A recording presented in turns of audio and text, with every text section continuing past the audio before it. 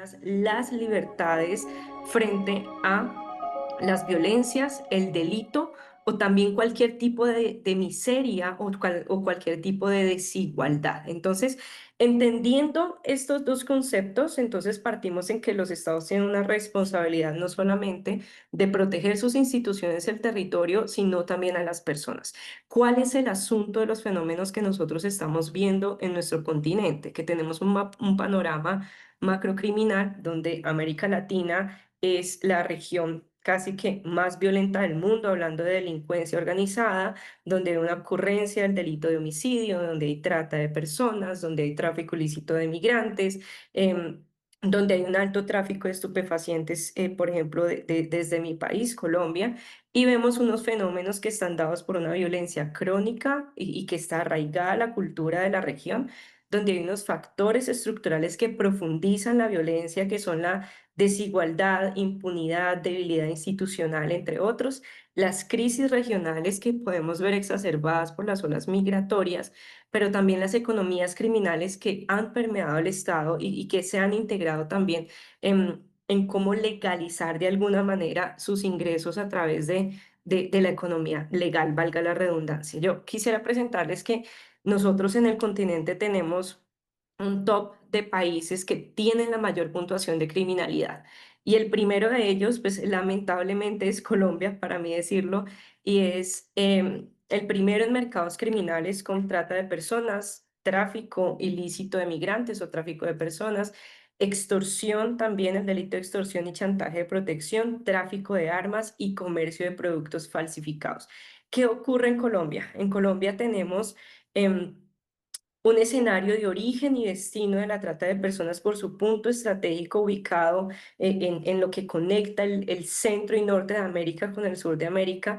Los traficantes en Colombia operan en redes empresariales y en redes que ya no son esa mafia tradicional que se conocía como en las películas, sino que la evolución de los carteles de la droga en su momento pues ha traído que hoy tengamos una multiplicidad de actores que actúan como empresas, que actúan como organizaciones. Entonces generan unos escenarios de trabajo, explotación laboral o trabajo forzado, explotación sexual, que se aprovecha de esa crisis migratoria que hemos tenido incluso procedente de Venezuela hacia el norte, pero que hoy vemos que se está invirtiendo y está generando unos impactos en el Chocó. Em, También tenemos unos escenarios de explotación laboral en los cultivos de coca, en las minas y las mujeres, por supuesto, en la explotación sexual, en la trata de personas con fines de explotación sexual. En un segundo lugar tenemos a México con la segunda puntuación para las Américas, donde tenemos exactamente el mismo modelo de mercado criminal. Sin embargo, México se ha consolidado como no un origen y también centro-destino, sino como un tránsito de las víctimas que se dirigen hacia el norte. ¿Cuáles víctimas? Aquellas que han accedido a través de engaños o de pocas oportunidades al tráfico ilícito para que sean transportados a través de la frontera. Lamentablemente, pues hay una captación de los territorios por parte de los grupos organizados donde aprovechan ese triángulo Guatemala, Honduras, El Salvador. Allí captan a las personas y comienzan a generar ese transporte hacia las redes del norte. Hay unos flujos migratorios que terminan lamentablemente involucrados en la explotación laboral. Tenemos también el escenario de Paraguay, tenemos un escenario de mercado totalmente similar, trata de personas, tráfico de migrantes, extorsión y chantaje, entre otros. Aquí hay algo muy importante y es que Paraguay se ha destacado porque hay un reclutamiento especial a través de las redes sociales. No es tanto en las calles, sino que se da en redes sociales donde hay unas falsas promesas en personas que carecen de oportunidades y en búsqueda de un bien mejor, por así decirlo, pues acceden hacia esos aparentes beneficios que pueden brindar los grupos criminales. Em, y lo que sucede aquí es que cuando llegan a los destinos, pues se dan cuenta que están siendo engañados y están siendo llevados a trabajar de manera forzosa o a ser explotados de manera pues sexual o a través de matrimonio servil. Hay algo importante que tenemos acá y es unas prácticas que se han arraigado en la cultura que se conocen como el criadazgo.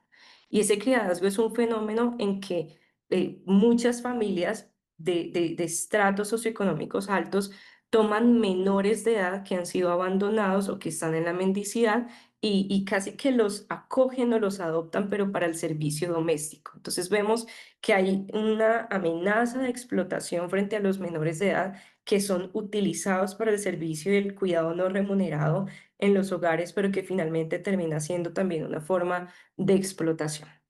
Tenemos a Ecuador como también parte de este top 5 de la operación de los grupos criminales, donde tenemos también panorama de trata de personas, de tráfico ilícito de migrantes, extorsión y chantaje, tráfico de armas, entre otros. Aquí hay algo importante y es que las personas que mayormente son captadas para la trata de personas son personas con discapacidad o son personas retornadas que han tenido procesos de migración y han regresado con aún más escasas oportunidades de las que tenían antes, o incluso también se da en comunidades indígenas. Y este es otro ejemplo de cómo se utilizan a las personas en la máxima expresión de su vulnerabilidad para el mercado ilegal. Y tenemos Honduras, donde tenemos un punto de tránsito. em, Justo en América Central, un punto de los flujos de migración donde hay una captación y se da no solamente esa captación para la trata o la explotación sexual, sino que hay un fenómeno particular y es que se piden rescates por esas personas. Es decir, se genera unos asuntos de secuestro, de extorsión, donde se toman menores de edad para cobrar esas extorsiones y así evadir la justicia de alguna manera. Y hay algo importante también es que Honduras cuenta con un panorama de legislación laxa frente a estos tipos de delitos y sobre todo frente al tráfico de armas.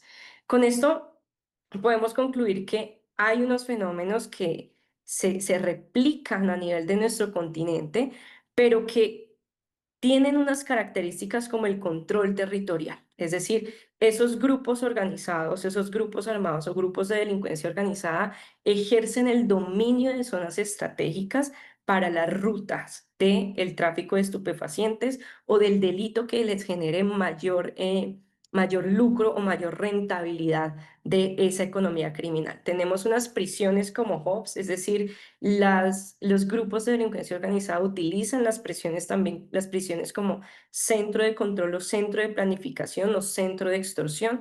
Hay una captura institucional en todos los estados de este top 5 en las Américas. Vemos también cómo el estado es absolutamente vulnerado, donde hay corrupción, donde las mismas personas de las instituciones políticas y públicas, por así decirlo, pues generan escenarios mucho más flexibles para que em, el delito ocurra, para que se controle el territorio, para que exista contrabando, entre otros. Y hay unos puntos críticos incluso de filtración en los puertos, de logística de funcionarios, y hay unos puertos que ustedes ven aquí como Guayaquil, Buenaventura, Colón, Manzanillo, Callao, Santos, en las Américas, pues que nos obliga a repensarnos de manera internacional y transnacional cómo podemos enfrentar estos fenómenos de manera colectiva. No es un asunto o una responsabilidad exclusiva de un país, sino que estos grupos que funcionan con esas dinámicas empresariales han alcanzado una articulación transnacional que supera incluso la articulación de los estados. Ahora bien, ¿hacia dónde debemos ir ya para ir cerrando en estos 3 minutos que me quedan? ¿Hacia dónde debemos ir desde el abordaje de lo público? Y es que tender soluciones a estas problemáticas nos exige plantear unas respuestas innovadoras. Estas amenazas no se pueden enfrentar con la seguridad tradicional, es decir, no podemos sacar ejército, tanques, aviones, helicópteros, porque no están específicamente ubicadas en una región, sino que estas amenazas están dentro de las familias, dentro de los hogares, dentro de los barrios, en los colegios, en las instituciones educativas, en las universidades, en las redes sociales. Así que para enfrentar estas amenazas tenemos que entrar a la raíz desde el fortalecimiento institucional, la cooperación regional, la inteligencia y la tecnología, pero sobre todo desde la perspectiva que nos convoca. Y con esto quisiera cerrar, y es que para tener estas estrategias efectivas que combatan estas amenazas que son de carácter asimétrico, que utilizan el factor sorpresa, que utilizan no solamente la afectación a las instituciones, sino también a los individuos. Y como vimos en estos casos, las amenazas no están dadas para las personas adultas o los hombres o las mujeres, sino que es indiscriminada. Pero también vemos un foco de delincuencia que está dirigido hacia el reclutamiento de menores de edad, hacia la creación de estructuras de pandillas de menores y adolescentes, porque son los más manipulables, pero también porque pueden evadir la justicia de alguna manera y están utilizando los menores y están desestabilizando las estructuras de las familias precisamente para esa captación y ese reclutamiento. Así que he encontrado cuatro principios o cuatro inspiraciones que nos pueden ayudar desde la toma de decisiones en el sector donde estemos, público-privado, para tener estrategias que combatan estas amenazas. La primera es la autoridad legítima, y es que hay una autoridad instituida por Dios en los gobiernos, pero hay límites de ese gobierno, y es que los gobiernos están generando incluso legislación o decisiones para el bien personal, pero esas instrucciones de la autoridad legítima es cómo podemos gobernar para el bien común. Mayordomía y responsabilidad. Esa responsabilidad entiende que el liderazgo y la gestión de estrategias de seguridad tiene que tener una perspectiva de corresponsabilidad para la justicia y la paz. Es decir, que no es una responsabilidad institucional única, sino que es una responsabilidad comunitaria y de trabajo colectivo para mantener justicia y paz. Tenemos prevención antes que la reprensión. Y esta prevención nos habla de invertir en justicia social, en el acceso a las oportunidades que reduzcan las desigualdades. Y es porque en los escenarios donde más criminalidad y más reclutamiento encontramos son ciudades muy vulnerables, con altos índices de pobreza, con bajo acceso a la educación, a la salud, a la empleabilidad, a los proyectos de vida o a los propósitos e incluso lo que ha afectado la identidad de los jóvenes hoy en día. Y finalmente, tenemos la reconciliación y la restauración. Y son los modelos de justicia que tenemos que replicar, transparentes e inspirados en principios y, por supuesto, tener en cuenta los principios bíblicos que moldean esta conversación. Y ya, para cerrar, la seguridad hemisférica es un desafío complejo que exige una respuesta coordinada, multiactor. Y esa respuesta coordinada tiene incidencia en las raíces y los principios y los valores sociales.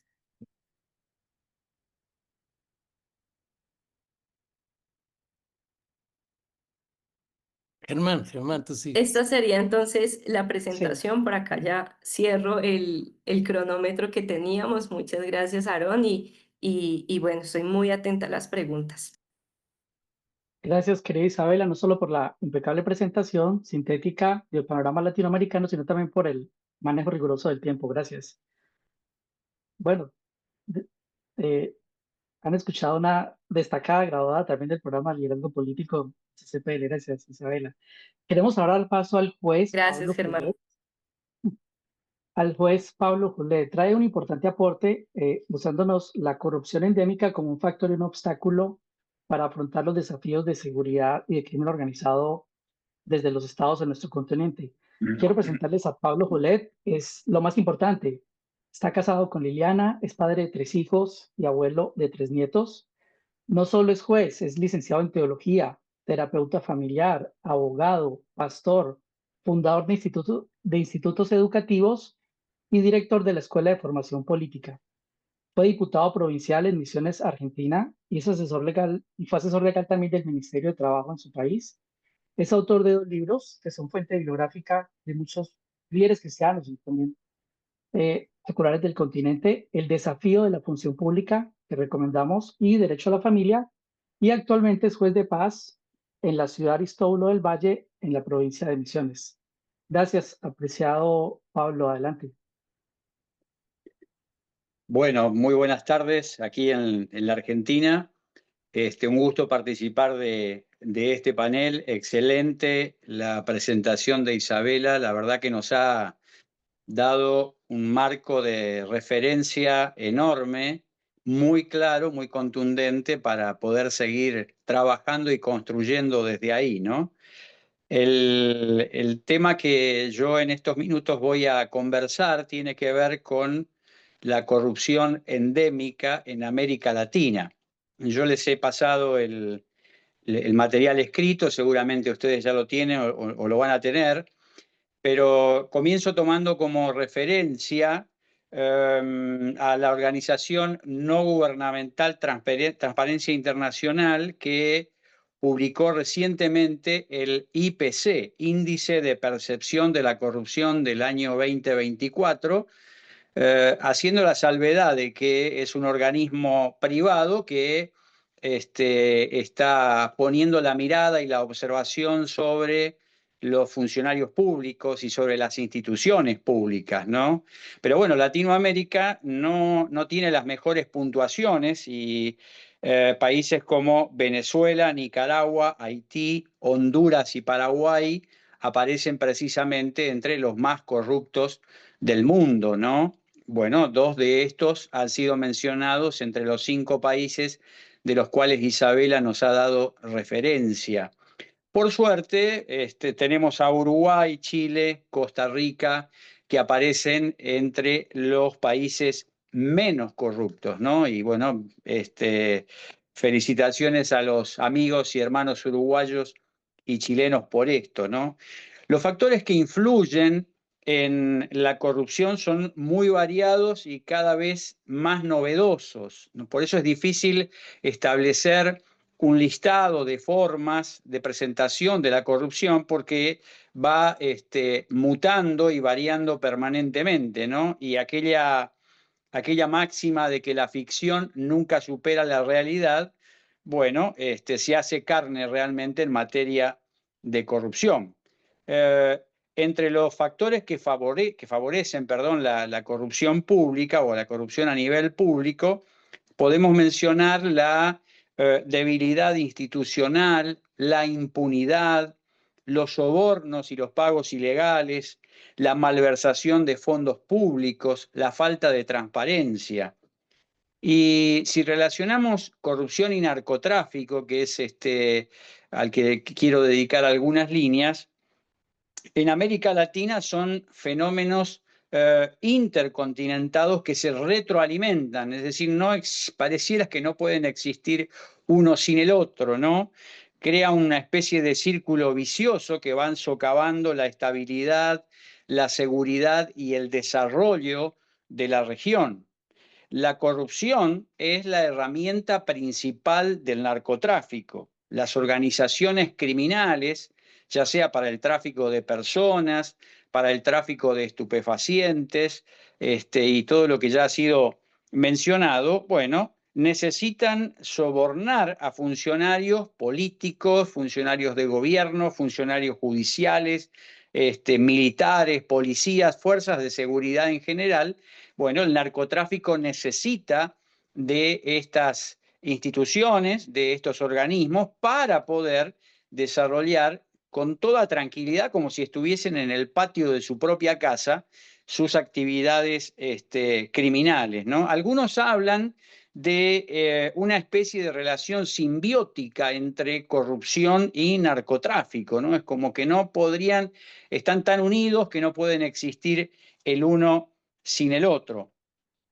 La participación activa de funcionarios corruptos, ¿no? Funcionarios públicos que ceden a la tentación de la corrupción, permite, entre otras cosas, bueno, el paso prácticamente sin ningún tipo de control de, en este caso, estupefacientes o sus precursores, o la venta de información sobre la marcha de los expedientes judiciales o el lavado de activos, el desvío y el entorpecimiento de estas causas judiciales precisamente, y la infiltración también y la participación, lamentablemente, en el ámbito político. Bueno, las consecuencias de todo esto no se hacen esperar y cada vez vemos un mayor grado de violencia, lo atestiguaba recién Isabela, instituciones democráticas debilitadas, regiones y países económica y socialmente debilitados, las crisis migratorias, etcétera. Bueno, son consecuencias precisamente de esta simbiosis entre corrupción y narcotráfico. En resumen, perdón, la corrupción no es simplemente un problema de malos funcionarios, ¿no? Sino que es el motor que permite que el narcotráfico florezca y se convierta en una amenaza sistémica en nuestros estados latinoamericanos. La corrupción es una amenaza mundial en progreso que no solamente socava el desarrollo, sino también es un factor decisivo en el declive de la democracia, la inestabilidad y las violaciones de los derechos humanos, ¿no? Lamentablemente, la corrupción ha venido para quedarse en Latinoamérica. La Argentina se encuentra un poco estancada en materia de lucha contra la corrupción, ¿no? Y el gobierno argentino, inclusive el actual gobierno argentino, ubicado a la derecha en cuanto a sus concepciones y prácticas políticas, ha mostrado algunos retrocesos en esta materia en el último año y medio, en el año y medio de su gestión, ¿no? Como por ejemplo en el acceso a la información pública que se ha resentido fuertemente en este último periodo o este primer periodo del gobierno, ¿no? ¿Qué hacer frente a este diagnóstico? Bueno, creo que hay que, en primer lugar, defender la República. Nada mejor que garantizar la independencia del Poder Judicial, nada mejor que garantizar y establecer los mecanismos de control, de transparencia. Bueno, hay jefes de Estado que no disimulan su deseo de perpetuarse en el mando y prolongar esos largos periodos de corrupción.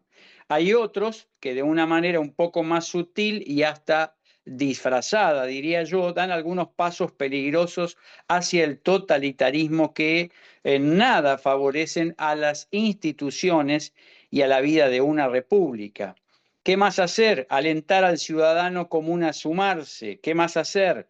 Mejorar los estándares de transparencia, terminar con la impunidad. No hay nada peor que la percepción de la falta de consecuencias y castigo frente a los hechos criminales, ¿no? Enseñar ética, trabajar mucho en la integridad, promover estos valores como la transparencia y la responsabilidad en todos los ámbitos de la sociedad, pero fundamentalmente en los ámbitos de gobierno. La gran pregunta es qué hace el cristiano frente a esto, ¿no? ¿Qué hace el cristiano que quiere participar en política o en función pública? Bueno, tener en cuenta, como decía Aristóteles, perdón, el hombre es un animal político y esta característica inevitablemente lo va a llevar a involucrarse en todo lo que tiene que ver con la vida de la ciudad. Aristóteles no concebía la idea de vivir en comunidad sin participar, ¿no? De hecho, a los que no participaban de la vida pública de la polis griega, Aristóteles los llama idiotas. Perdón por la expresión, si no significa lo mismo en toda Latinoamérica, ¿no? Ahora, esta expresión no está hablando de alguien que sea débil en cuanto a su juicio, sino aquel que es un supremo egoísta, que no está interesado en las cuestiones de la ciudad, que está pensando solamente en sí mismo y en sus propios intereses. Bueno, nosotros tenemos que animarnos a participar. Somos parte de una sociedad, somos parte de una ciudad, de una provincia, un estado, un país.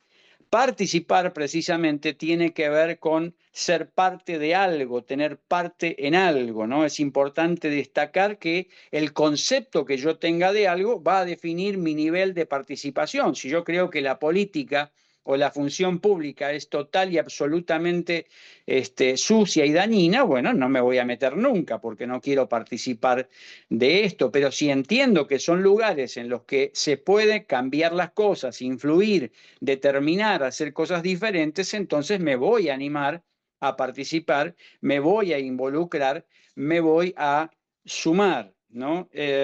Nuestro amigo, el doctor Gerardo Amarilla, que preside este foro, ha escrito un libro llamado Una nación con propósito. Y Gerardo afirma que los cristianos debemos incidir en todas las áreas de la sociedad, dentro de las que incluimos el servicio público, la actividad política o el gobierno. De esto no nos queda duda, dice Gerardo, ¿no?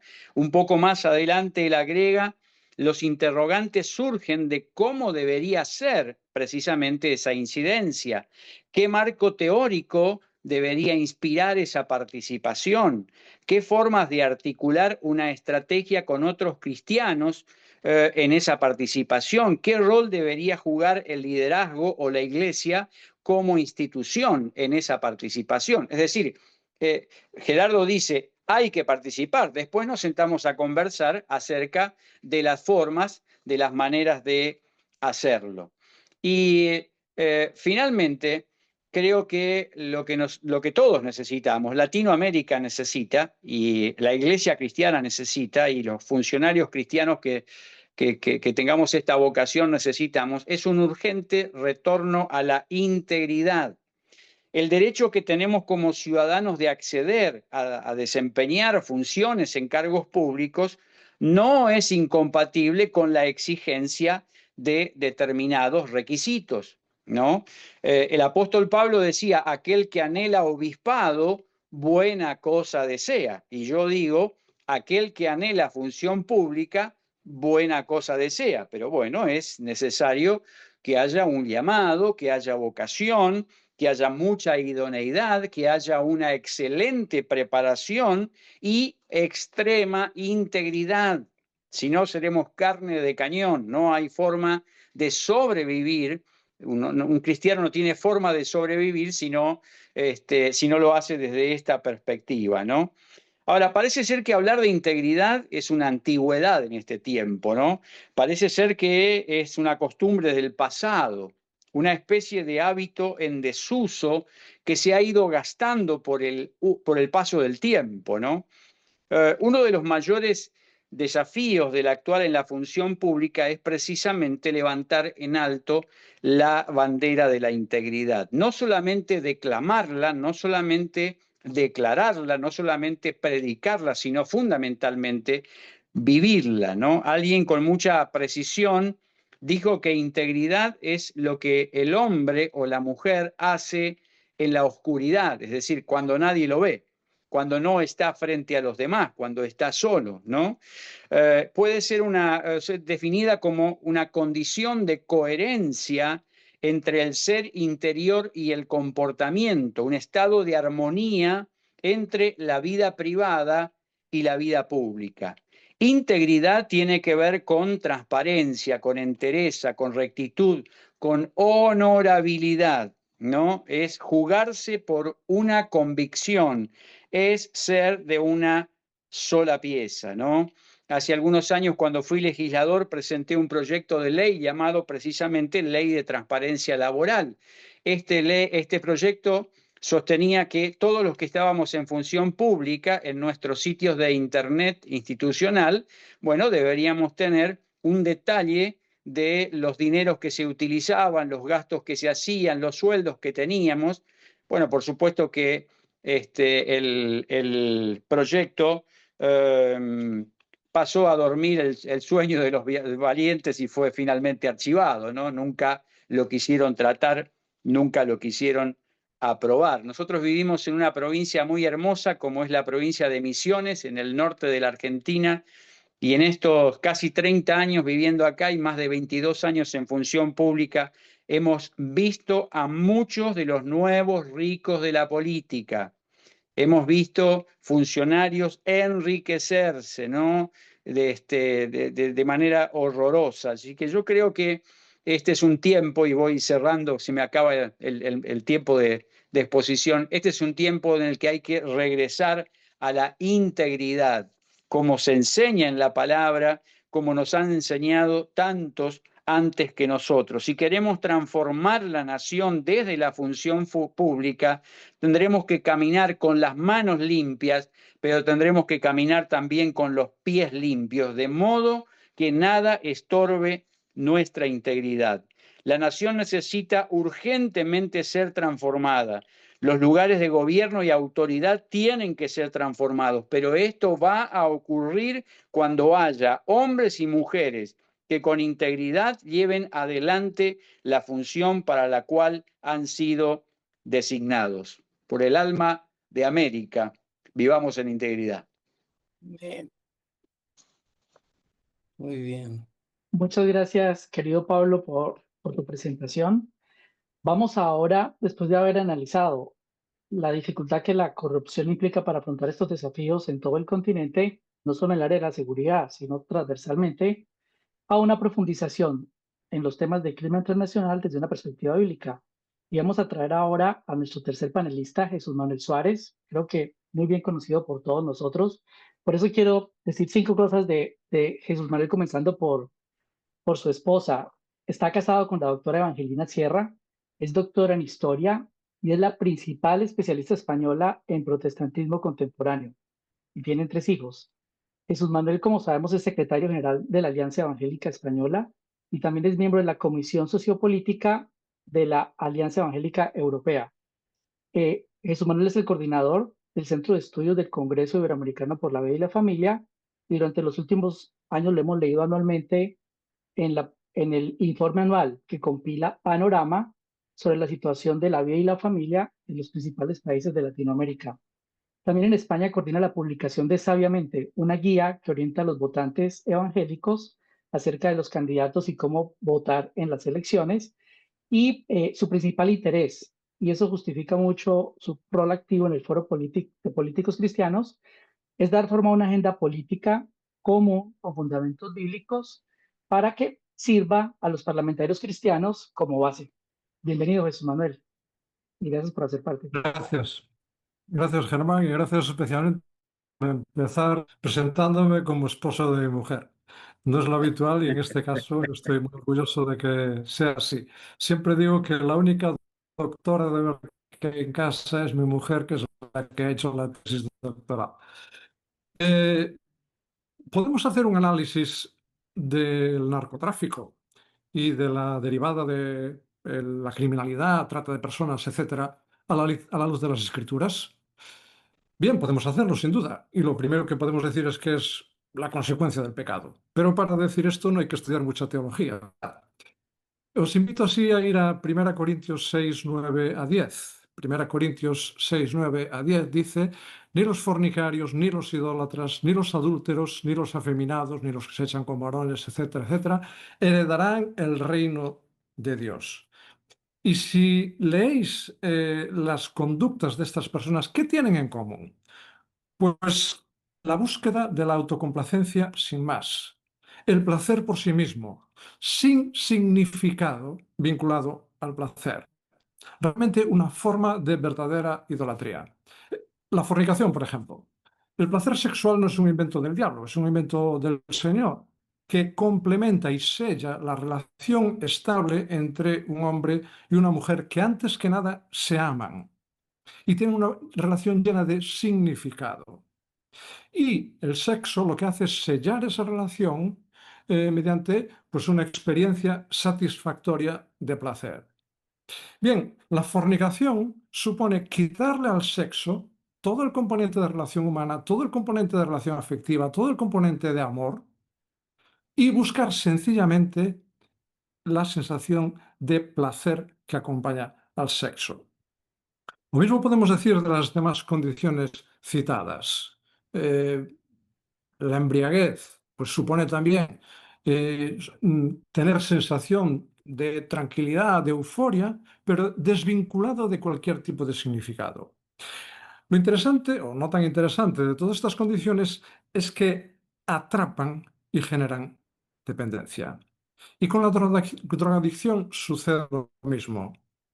Hay situaciones que generan en nuestro cerebro liberación de unas sustancias, de endorfinas, que generan sensación de bienestar, como contemplar una puesta de sol o coger de la mano a tu mujer o escuchar una cascada, el ruido del mar.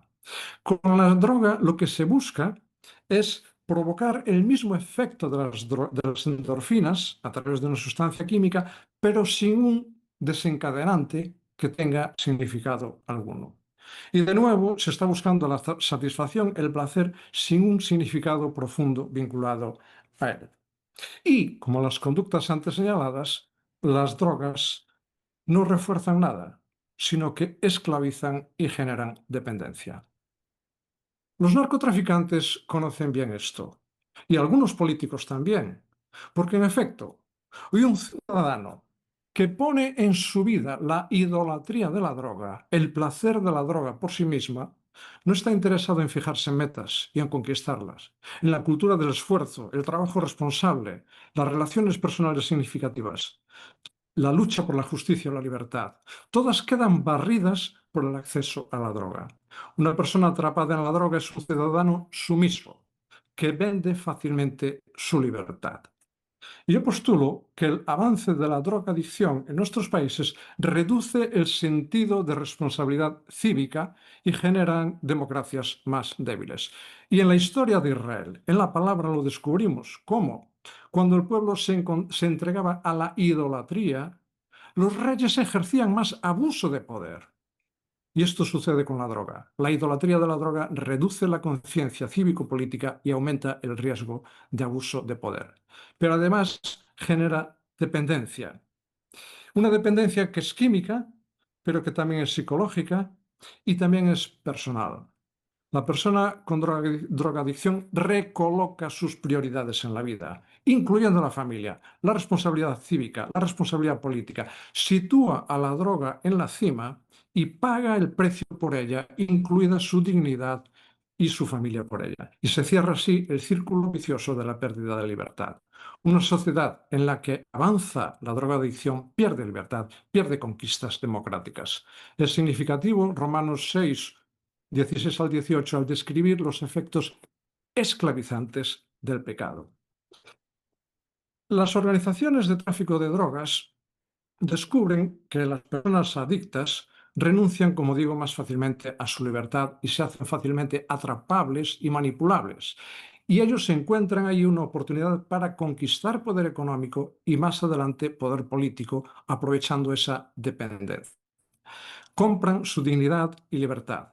Y se explica así la relación entre tráfico de drogas, prostitución y trata de personas. Y esta estructura, como se nos ha indicado, necesita instrumentos de poder.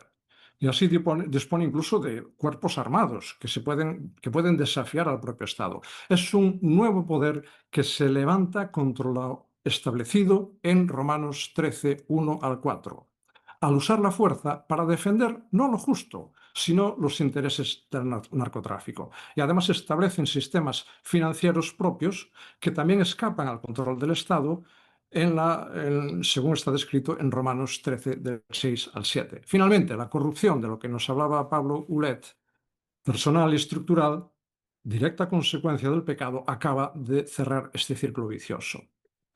Además, los narcos pueden avanzar hasta infiltrar al Estado y chantajearlo o hacerse directamente con él, como está sucediendo ya en algún país latinoamericano y aparece ya en algunas de las preguntas. La seguridad ciudadana de la que nos hablaba Isabela desaparece porque ya no se persigue al que hace el mal, según Romanos 13:4, sino al que obstaculiza los objetivos del grupo narco. Como consecuencia, pierde su valor el contrato social que establecieron los filósofos protestantes del siglo XVII y la seguridad jurídica, fundamentos del Estado moderno. Pero también se amenazan los consensos sociales de justicia y libertades políticas. Se crea así una nueva estructura social con sistemas corruptos de lealtades y apoyos mutuos.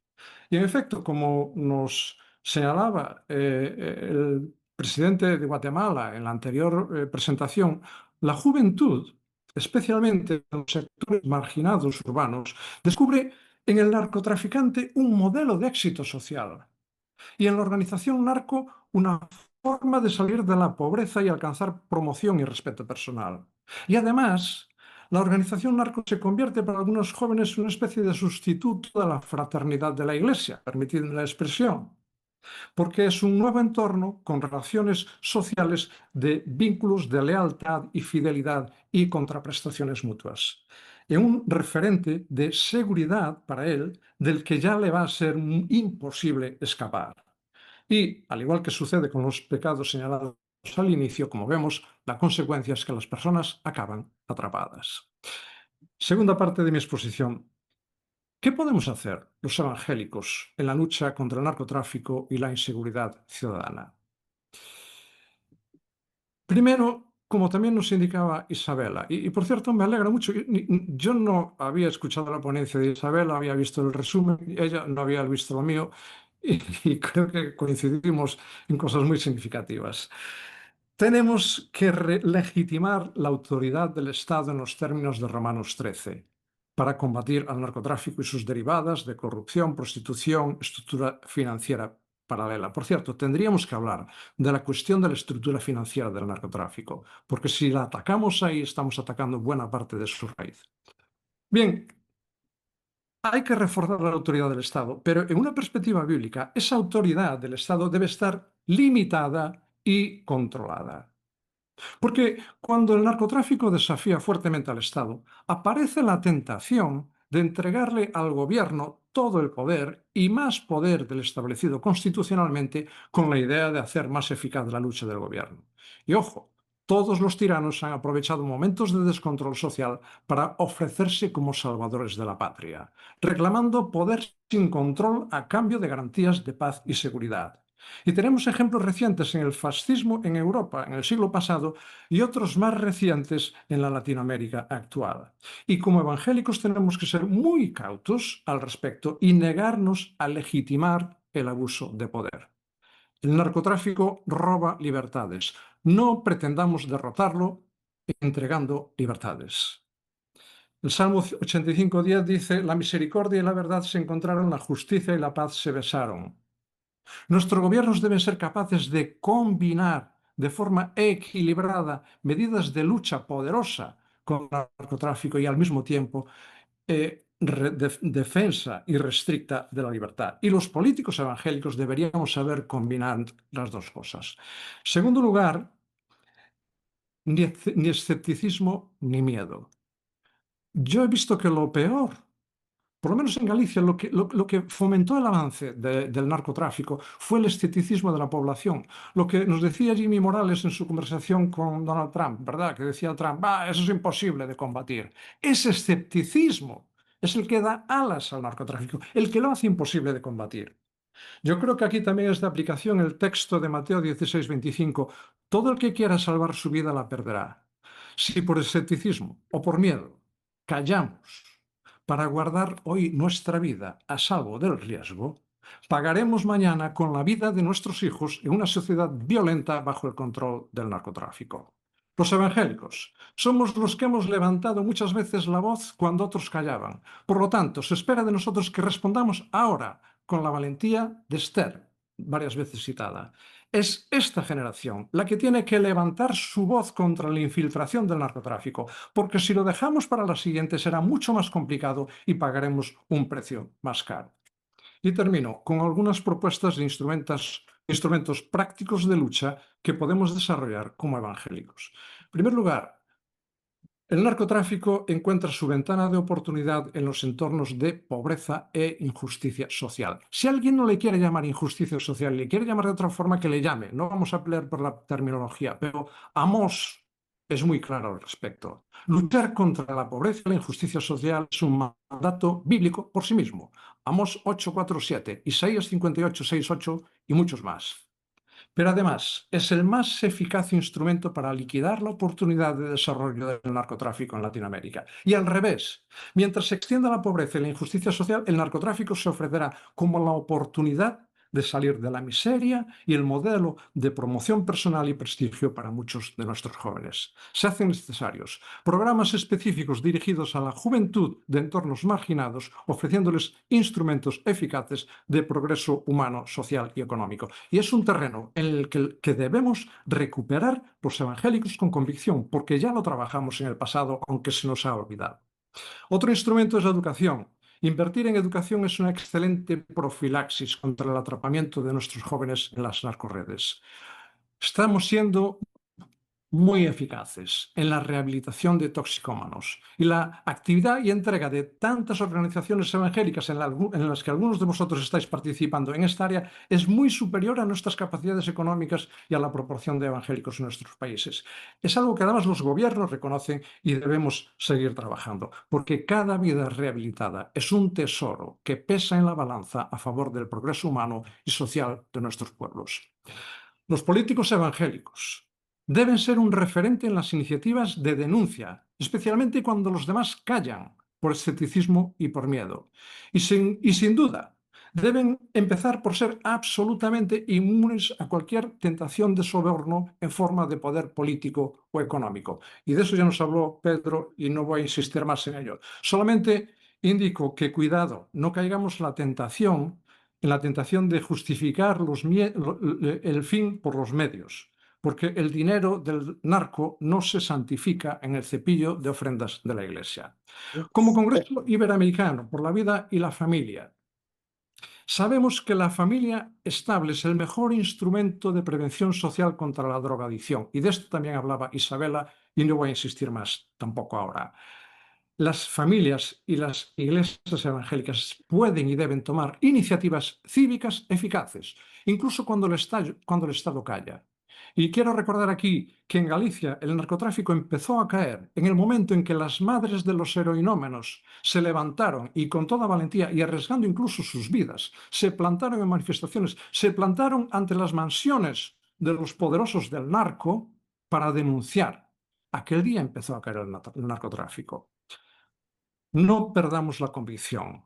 No nos dejemos infectar por el escepticismo ni por el miedo. Como iglesias y como familias evangélicas podemos, con el poder del Señor, aportar nuestra fuerza en la lucha contra el narcotráfico, la trata de personas y la inseguridad ciudadana. Termino con una historia de la consulta. Hace años tenía un paciente ingresado. Su hijo me esperaba cada día a la puerta y me preguntaba por él. Acabé generando en él una cierta confianza porque un día me empezó a contar que era sargento de la Guardia Civil y estaba denunciando situaciones graves, pero no tenía respuesta de sus superiores. Otro día me explicó ya que el narcotráfico había conseguido infiltrar todas las instancias y me habló de policías, políticos, jueces y curas sobornados que bloqueaban sus denuncias. Confieso que llegué a pensar que tenía un problema de delirio, de persecución que le desfiguraba la realidad, porque lo que me contaba me parecía increíble, pero seguí escuchándole con respeto. Un día me dijo, estoy solo, nadie me cree. He perdido toda esperanza. Creo incluso que corro riesgo. Mi última iniciativa será ir a Madrid a hablar con un juez poco conocido que se llama Garzón, que me dicen que quizás me escuche. Si él no me escucha, tiraré la toalla. No volví a verle nunca. Años después estaba viendo una película muy fidedigna sobre la caída del narcotráfico en Galicia cuando me quedé pegado estupefacto. Apareció una escena en la que el juez Garzón, famoso después por su papel fundamental en aquella lucha, se reunió en Madrid con un sargento de la Guardia Civil. Aquel día todo dio un vuelco.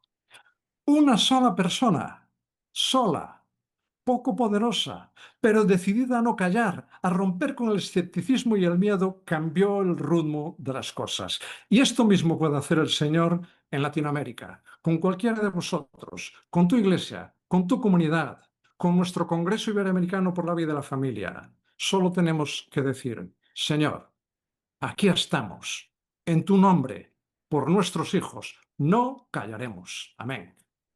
Amén.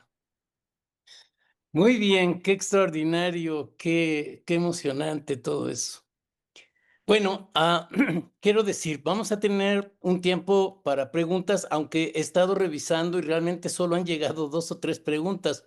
Los demás son comentarios que son importantes, pero nos queremos concentrar en las preguntas. Así que usted va a tener tiempo todavía. Vamos a dar lugar a las preguntas que se vayan acumulando, pero en segundo lugar, después de este lapso de preguntas, vamos a cerrar nuestro tiempo de trabajo de este día con las conclusiones del doctor Jimmy Morales. Así que vamos a tener un cierre espectacular.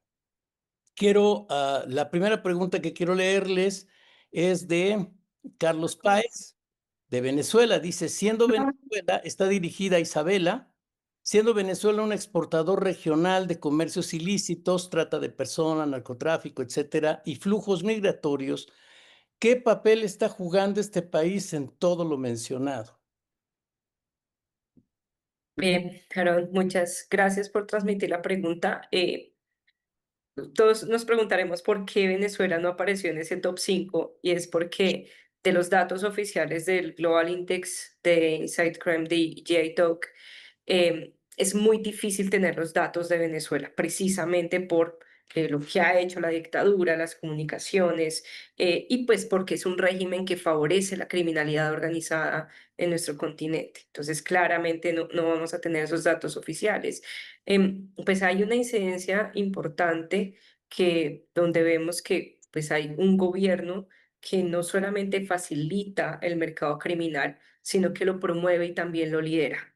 Y vemos cómo incluso esto fortaleció eh, los grupos, las pandillas que se encuentran en zona de frontera. Impacto Directo de Colombia, por ejemplo, ha sido el conocido Tren de Aragua, que era una pandilla pequeña en Aragua que comerciaba en las vías de tren y que luego con cierres de frontera y favorecimiento del gobierno, pues se fortalecieron y ahora tenemos un grupo de delincuencia organizada que afecta a nuestros países a nivel continental. Entonces ahí tenemos unos retos inmensos en cooperación internacional, sobre todo para combatir este fenómeno, pero también por el restablecimiento de la democracia en Venezuela. Sobre ese mismo tema, Rafael Tello pregunta, el presidente Petro de Colombia desconoce la hipótesis que Maduro encabeza el cártel de los soles en Venezuela. ¿Qué implicaciones para el pueblo colombiano tiene esta posición? Las implicaciones son pues netamente políticas de base que tienen un impacto en la seguridad, pero para nadie es un secreto que el gobierno actual de nuestro país dialoga muy cercanamente con el gobierno de Venezuela y que incluso podemos ver que Colombia ha mantenido un doble discurso frente a procesos democráticos cuestionados como por ejemplo como lo hizo en Ecuador, pero no lo ha logrado hacer con Venezuela y es porque hay una afinidad ideológica que ha limitado ciertas estrategias de seguridad y desarrollo fronterizo que lamentablemente pues esto ha impactado las olas migratorias para nuestro país y la seguridad en el territorio. Muy bien. Lisbeth Hernández de México, no, perdón, antes, Fátima Oliva de Bolivia dice, los panelistas consideran que una familia fortalecida, con padres responsables que transmiten principios y valores a sus hijos para que se constituyan en nuevas autoridades o ciudadanos de valor, puede ser una respuesta para el desarrollo sostenible de las naciones. Es una pregunta dirigida a Pablo Ulet.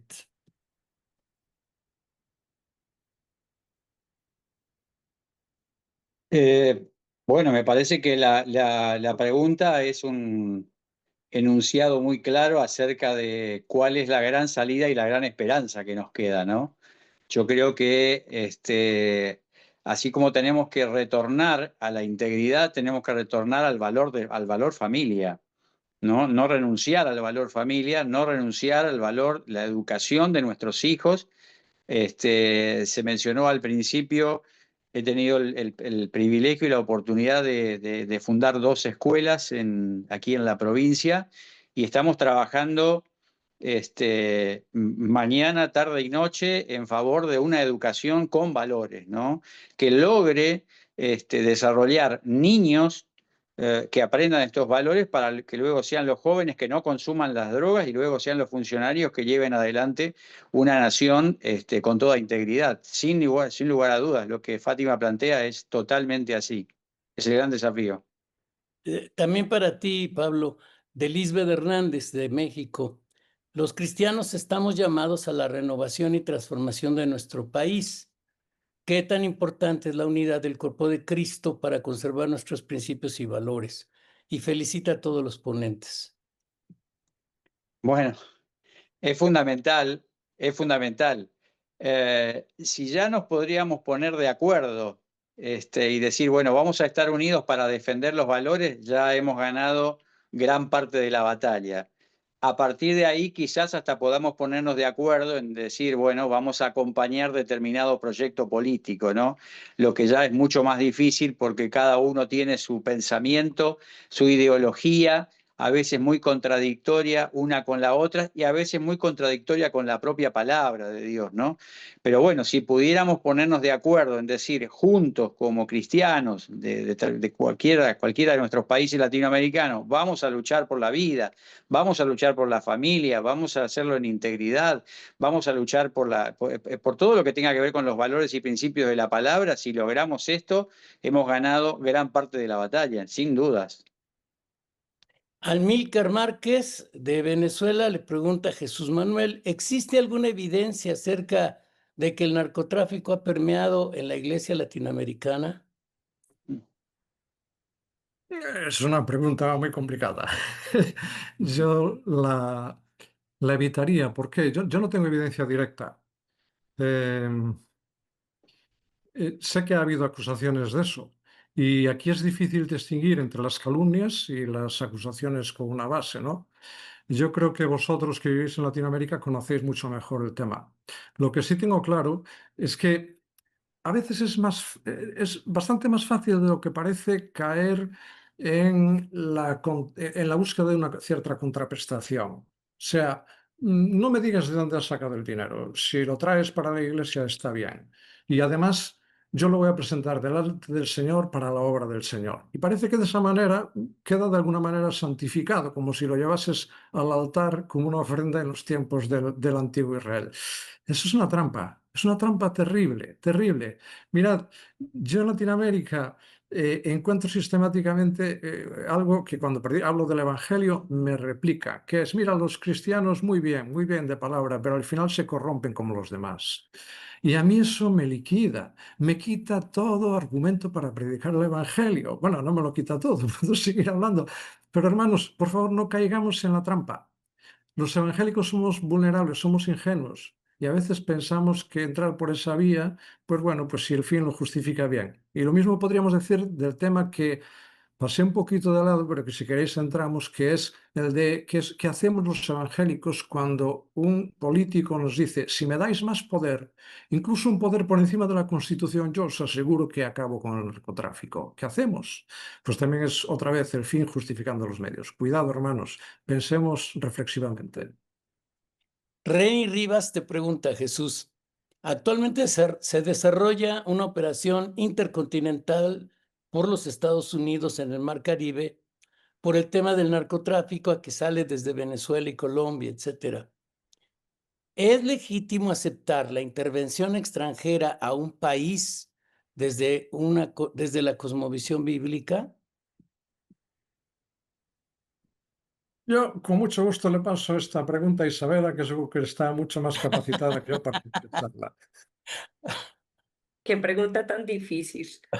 Es una pregunta muy difícil porque pues entramos a ver como los objetivos o lo que quisiéramos ver frente a la población de ese país y queremos ver derechos, queremos ver libertades, queremos ver principios desde la cosmovisión bíblica, queremos ver democracia, queremos muchas cosas, pero también tenemos que hacernos una pregunta, un pensador, y es si el fin justifica los medios que se están implementando. No sabría responder a favor o en contra. A la luz del derecho internacional, pues no es correcto hacerlo, pero a la luz de nuestros principios podríamos considerar cuáles serían las medidas para la libertad de un pueblo. Pero es una pregunta que creo que no tiene respuesta. Bueno, es difícil realmente. A ver si Jimmy Morales en sus conclusiones lo comenta, que además él ya estuvo en esas lides y a ese nivel. Dos preguntas más. Ahorita ya están llegando muchas más y va a ser muy difícil responderlas todas, pero tenemos que respetar nuestros tiempos. Dos preguntas más. Esta de Graciela Noguera de Paraguay. Dice, ¿podríamos proponer o unirnos a un programa continental de protección desde esta plataforma del Congreso Iberoamericano? Es un tema interesante. Este foro de políticos cristianos es lo que pretende establecer estas conexiones y relacionamientos, no solo en este tema. El próximo foro va a tratar sobre la inteligencia artificial, que puede ser o un gran instrumento o puede ser un gravísimo riesgo. Entonces, estos foros son precisamente para establecer estas plataformas. Así que muy interesante la pregunta y claro Sí, que lo estamos si buscando. te parece, Sí, decía sí, Aaron. adelante. Sí, Sí, sí, mira, el narcotráfico tiene poder porque es transnacional y tiene estructuras transnacionales. Nosotros no nos damos cuenta del poder que tenemos los evangélicos, porque somos una institución transnacional. La Iglesia de Cristo es una institución transnacional y que comparte objetivos y que se puede reforzar mutuamente y que puede establecer estrategias consistentes, irrepetibles y reproducibles en cada país. Muchas veces los países, como nos podría decir Isabel, tienen dificultad para enfrentarse al narcotráfico, a otras lacras o a la corrupción, porque su área de actuación está limitada y pueden encontrar vías de escape en otros países. Y es difícil hacer concertación internacional. Sin embargo, nosotros, como una entidad evangélica, sí que tenemos esa capacidad de hacer una actuación concertada. Lo que tenemos es que trabajarla, pensarla, ponerla por escrito, describirla y comprometernos mutuamente con ella. sí. Bueno, hay varias, estoy tratando de encontrar alguna que pueda resumir las anteriores, pero quiero poner esta pregunta porque a lo mejor le va a contestar no solo a quien hace actualmente la consulta, sino a muchos que tienen esa dificultad. La hace Ilse Karina Méndez. Alguna ocasión un pastor me dijo que la política era contaminarse y mi esposo ha empezado a hacer política como candidato de una alcaldía. ¿Qué debo hacer? Dice. Estoy un poco confundida. Cerramos con Jesús para contestar esta pregunta. ¿El Señor es Señor de una parte de nuestra vida o de toda nuestra vida? Porque si es Señor de toda nuestra vida, es Señor de nuestro trabajo, es Señor de nuestra economía, pero también es el Señor de nuestro país. El Señor no da la espalda a nuestro país. Y si el Señor no da la espalda, nosotros tampoco podemos hacerla.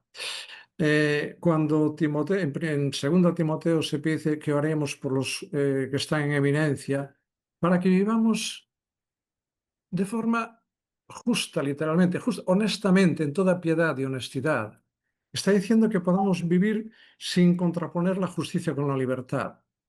Y eso se consigue en la iglesia cada día, sin duda, pero se consigue el lunes y se consigue en los parlamentos y se consigue con leyes justas.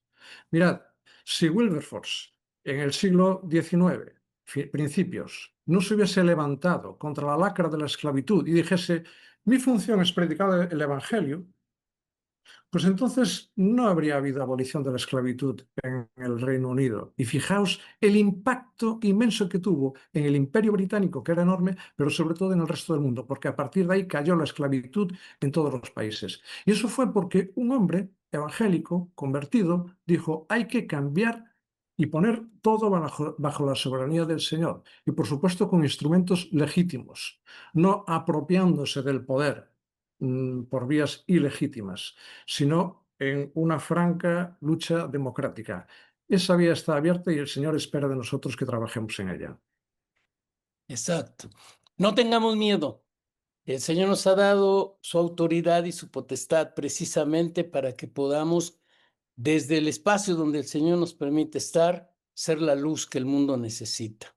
Vamos a concluir este espacio de trabajo que, gracias a Dios, ha sido muy fructífero, muy enriquecedor, muy valientes algunas declaraciones, muy polémicas otras, pero vamos a escuchar a nuestro buen amigo, el doctor Jimmy Morales, con las conclusiones de estos dos foros que hemos tenido sobre el tema tan complejo que es el crimen organizado, la seguridad continental y la participación del cristiano.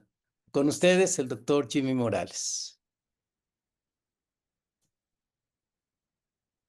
Muchísimas gracias por la oportunidad de poder comunicarme una vez más con ustedes y felicitar a todos los organizadores porque definitivamente creo que estas conferencias de tan alto nivel son importantes para todos nosotros, los cristianos que estamos en actividad política.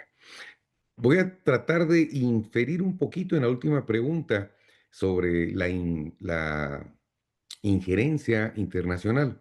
En 1648 se firma el Tratado de Westfalia. Este Tratado de Westfalia precisamente trataba de ponerle fin a todo lo que era el tema de la hegemonía imperial y plantea por lo menos tres principios básicos. La soberanía estatal, que tiene que ver con que nadie puede interferir con temas de Estado, de forma de Estado interno. La misma no intervención es el segundo principio y la igualdad de los estados, no importando si es una potencia o si es un país pequeño, y al fin de todo el respeto de los tratados internacionales, que es el principio del derecho internacional o del desarrollo del derecho internacional. Posterior al Tratado de Westfalia, ya por 1920, surge la Federación o la Sociedad de las Naciones, precisamente para resguardar todos estos principios, y en el 46 se disuelve esta federación y también surgen las Naciones Unidas, en donde se plantea lo importante que es la soberanía nacional y todo. Pero, no estoy dejando una licencia, también los quiero referir a cómo inicié la conferencia en el mes pasado, en donde los principios, por ejemplo, de naciones como Estados Unidos, con el famoso planteamiento del destino manifiesto, plantean ellos desde un punto de vista calvinista de la predestinación y del destino temas que de una u otra forma les permitieron o les permiten a ellos dentro de su punto de vista defender lo que es para ellos su soberanía, su seguridad y en el tema de América, pues la doctrina Monroe establece cuál es su punto de vista.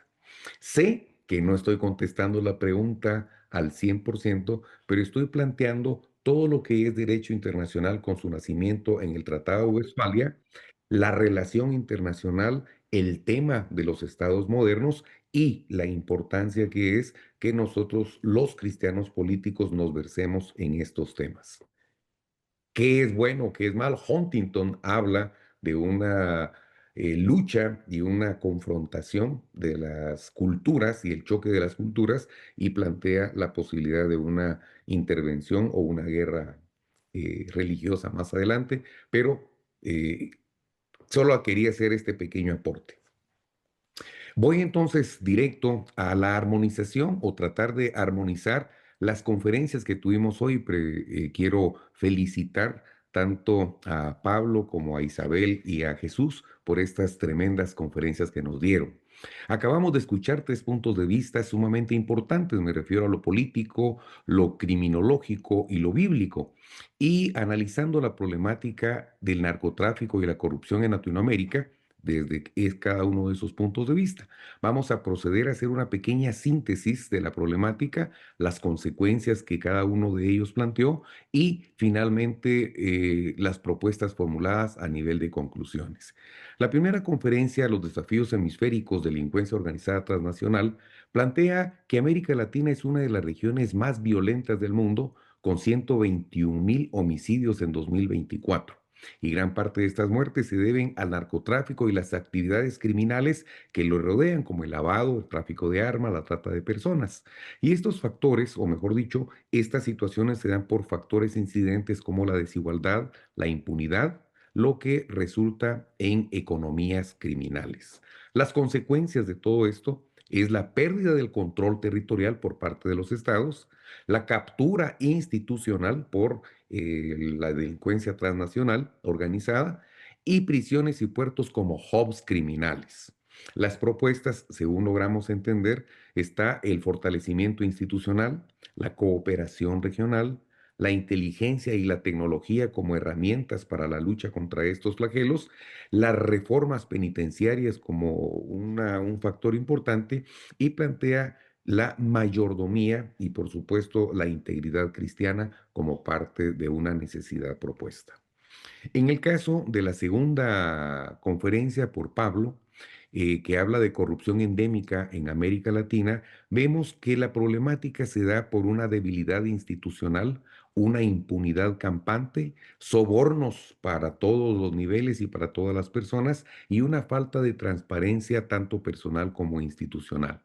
Las consecuencias de esta problemática es un declive democrático, un autoritarismo y una violación perpetua de los derechos humanos. Encontré que las propuestas, o entendí, que podría ser la independencia judicial, mantenerla por sobre toda costa, una participación ciudadana, una educación ética, fundamentalmente en las familias, lucha contra la impunidad y una integridad tanto en lo público como en lo personal, teniendo como punto de partida la integridad o el retorno a la integridad por las personas. Y en el caso de la tercera conferencia de Jesús, en donde nos habla del narcotráfico y la criminalidad, un análisis bíblico, podemos ver que en la problemática observada está que el narcotráfico se alimenta del pecado, comparándolo con la idolatría, la idolatría al placer, con una homologación o una comparación con el adulterio y la fornicación y ese tipo de pecados físicos que generan precisamente una dependencia tanto física como psicológica, comparado con lo que le hace las drogas a nuestra juventud y a las personas que las consumen. Esto nos da una pérdida de libertades, tanto personales, institucionales como nacionales. Las consecuencias son la corrupción personal y estructural. También el debilitamiento de la democracia, la cooptación del Estado y la perversión de nuestra juventud atrapados en las drogas y todos sus placeres. Las propuestas: legitimar al Estado sin caer en autoritarismos, la propagación o la estimulación de programas sociales y educativos y un rol central de la familia y la iglesia, denunciando proféticamente sin miedo y sin escepticismo. Los puntos de convergencia de las tres conferencias podríamos hablar de que la corrupción y el crimen organizado ambos se alimentan mutuamente. ¿Por qué? Porque la corrupción le abre la puerta al narcotráfico y el narcotráfico financia y consolida estas estructuras corruptas. Esto nos provoca también una crisis institucional porque debilita las instituciones eh, como una de las principales causas del problema, pero tenemos que entender que las instituciones son corruptas porque las personas son corruptas, tanto funcionarios como empresarios y ciudadanos, y lamentablemente vemos países como Honduras, como Guatemala, que son países con alto porcentaje de cristianos evangélicos y aún así aparecemos en altos índices de corrupción.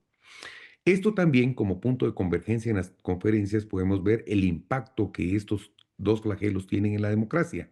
Desde las tres perspectivas, tanto la política como la criminológica y la bíblica, subraya que la corrupción y el narcotráfico erosionan la democracia y generan autoritarismo. Vemos también en las tres conferencias la necesidad de la participación social, tanto ciudadanía, sociedad civil. Desde la mirada bíblica, las iglesias y la familia deben involucrarse y son fundamentales. Y en los tres casos hay un llamamiento a la integridad como una solución o por lo menos una gran composición para la solución. Sea un discurso ético, una ética institucional y espiritual, y la integridad personal y colectiva se erige como un antídoto. Llegando a las conclusiones, sin temor a decir que puedan haber muchas más, podríamos citar la primera como: la corrupción y el narcotráfico no son fenómenos aislados, sino estructuras que se retroalimentan y han convertido a América Latina en la región más violenta del mundo, situación que pone en jaque a la democracia y la estabilidad institucional. 2. La región requiere estrategias integrales que incluyan la independencia judicial, el fortalecimiento institucional, la cooperación internacional y reformas penitenciarias profundas. 3. La sociedad civil. Entiéndase, ciudadanos, familias e iglesia, porque también tenemos que hacer una pequeña salvedad. la sociedad civil ha sido capturada a nivel mundial por temas ideológicos y por organizaciones ideologizadas tratando de inculcar y luchar por derechos civiles y personales que atentan incluso contra las creencias de muchos de nosotros los cristianos. Entonces, tengamos cuidado con la definición de sociedad civil, por lo que estoy poniendo acá sociedad civil, ciudadanos, familias e iglesias y organizaciones que realmente velen por el bienestar de la sociedad. La sociedad civil tiene un papel insustituible en la prevención y resistencia ética frente a las amenazas de la corrupción y el narcotráfico. 4. La lucha contra la corrupción y el crimen organizado debe evitar la tentación autoritaria.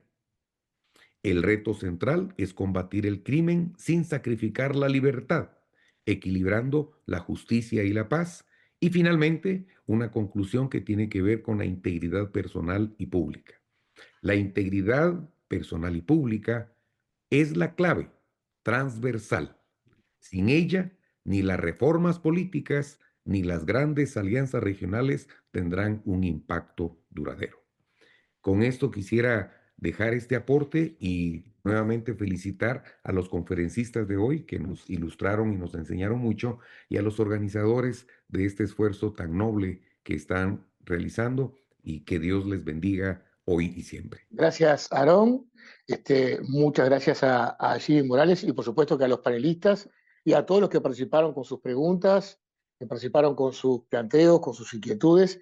Realmente hoy nos hemos formado, nos hemos capacitado y estamos de alguna manera también generando una masa crítica sobre estos temas con intercambio de información, con intercambio de opiniones, con intercambio también de muchos elementos vinculados también a la teología aplicada a nuestra realidad, a nuestros países hoy, en el siglo XXI. Así que realmente ha sido una bendición, como dijo Aarón, seguiremos trabajando en esto, seguiremos trabajando en los documentos sobre este tema y por supuesto que preparando las próximas instancias que esperemos nos encuentren todos juntos y que seamos mucho más. Ya creo que tenemos la fecha para la próxima instancia, que es el último lunes de septiembre. Capaz que Aarón me recuerda fecha y hora. Va a ser, primero Dios, el día 29 de septiembre a las 2 de la tarde, hora de la Ciudad de México, y el tema será la inteligencia artificial. Qué tema, Aarón, qué tema, hermanos. O sea que preparémonos para eso. Hay muchos países que están trabajando en la regulación de la inteligencia artificial, sobre todo en el tema de la ética, las derivaciones que se pueden dar del mal uso, lo que incide en el sistema educativo, en el sistema periodístico, en el sistema político, en las redes sociales, en la difamación muchas veces de conductas sobre personas a través de la aplicación de esta herramienta espectacular que sirve para muchas cosas, por supuesto que para bendición, pero también para afectar a las sociedades. Así que los esperamos a todos el próximo lunes 27 29 de septiembre. 29 de septiembre a las 2 de la tarde hora de México. Y bueno, ya les llegará a todos el link. Que Dios les bendiga ricamente. Anótense con tiempo, porque va a haber también cupos limitados.